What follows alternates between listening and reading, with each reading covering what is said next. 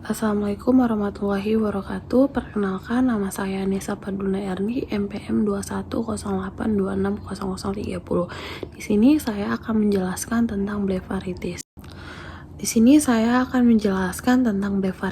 Jadi, blefaritis itu adalah peradangan pada kelopak mata atau infeksi.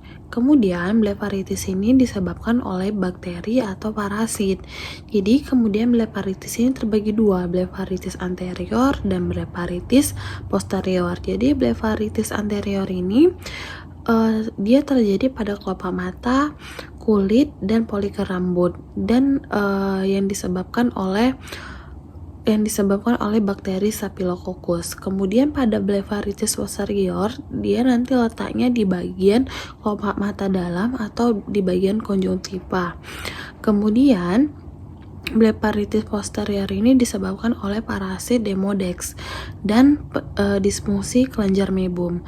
Kemudian adapun patofisiologinya itu pertama pada blefaritis anterior. Jadi pada blefaritis anterior itu bakteri masuk ke mata, yaitu bakteri Staphylococcus. Kemudian setelah dia masuk akan terjadi inflamasi pada mata.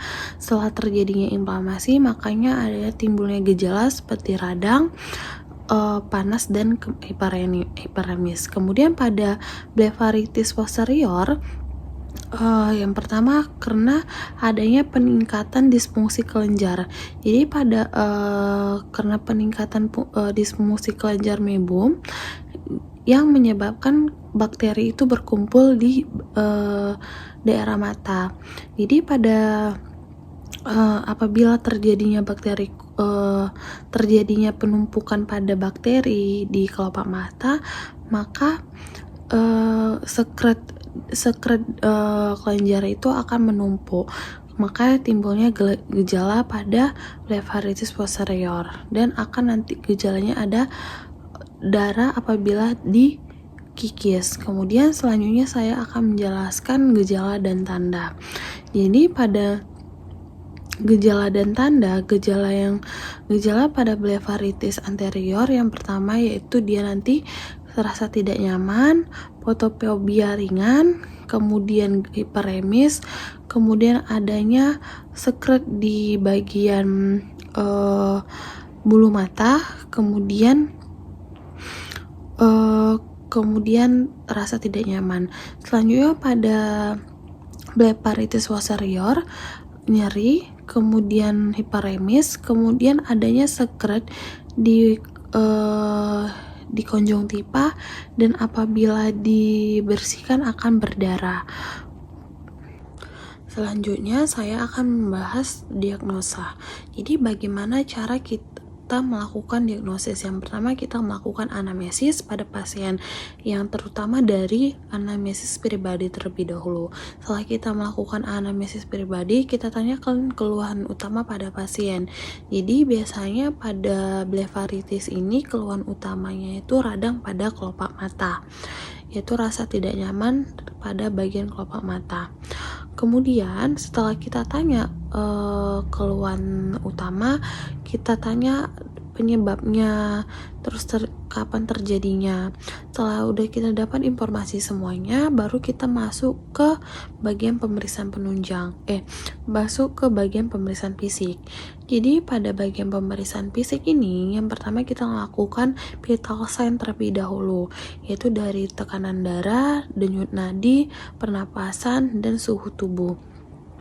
Setelah kita melakukannya, yaitu kita melakukan pemeriksaan fisik yaitu head to toe, yaitu dari setelah kita melakukan pemeriksaan fisik head to toe, kemudian kita melakukan pemeriksaan fisik lokalisata yaitu di daerah mata, yaitu kita melakukan dari pemeriksaan eksternal, yaitu dari